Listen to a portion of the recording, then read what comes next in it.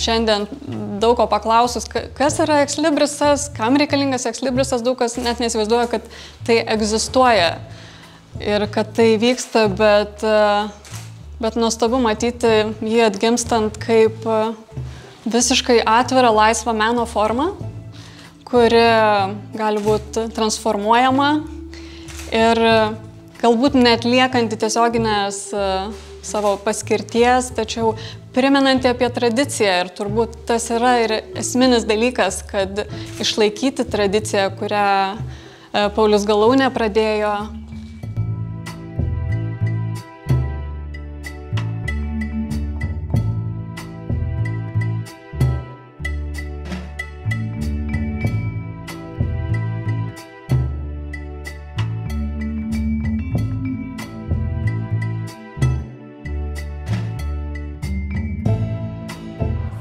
Visų pirma, galbūt ekslibrisas apskritai yra mažai žinomas plačioje publikoje ir tas jo platinimas, skleidimas yra svarbus ir įdomus žmonėms. Tai manau, tas supažindinimas visuomenės yra ne tik pačių menininkų tarpe tas vyrimas, bet ir visuomenės supažindinimas yra įdomus.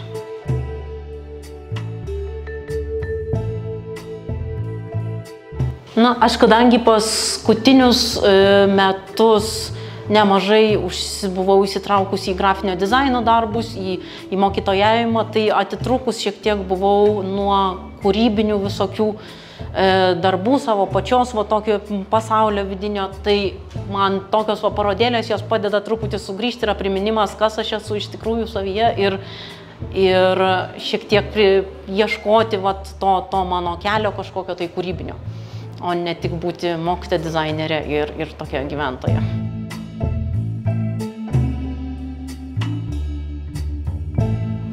Paprastai, nes dailės gimnazijos mokiniai labai viskam noriai ir entuziastingai pasiduoda kažkaip ir jiem viskas įdomu, kas tas ekslibrisas, nes maniškiai 8-okai čia turbūt buvo jauniausi dalyvaujantis, paskui mokytojos Jolantos Galdikaitės jau vyresni mokiniai, tai žodžiu, tas supažindinimas jų, kas tai yra, kaip tai atrodo, pavyzdžių parodimas, kažkaip jos visus labai įtraukė, jiems sudomino ir buvo smagu stebėti, kas ką renkasi, kas kaip interpretuoja.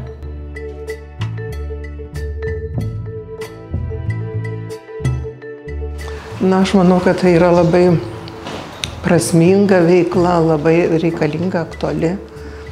Ir apskritai tai tiesiogiai siejasi su biblioteka.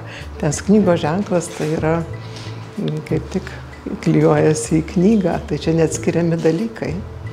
Aš manau, kad tokia misija vykdoma, tai tikrai yra prasminga, reikšminga, svarbi.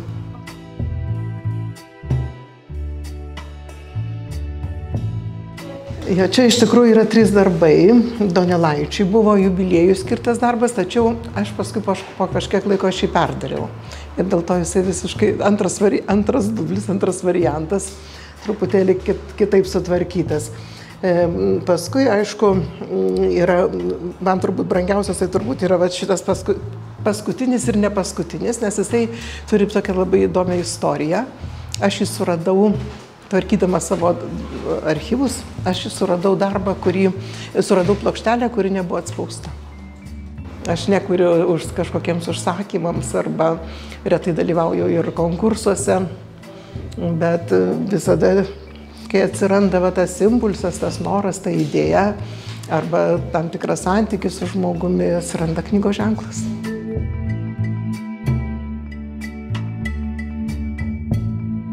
Ekslibrisą padariau savo draugui, karikatūristui, režisieriui Zenonui Šteiniui. Ja.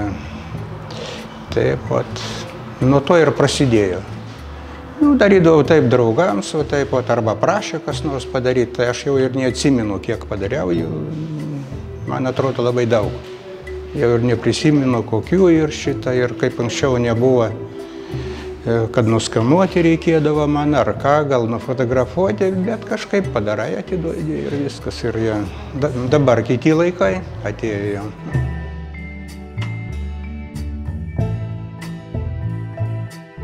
Turiu lino raižinio techniką, naudoju spalvą ir popierių gamindama ir šiek tiek panaudoju spalvos paskiau spausdindama.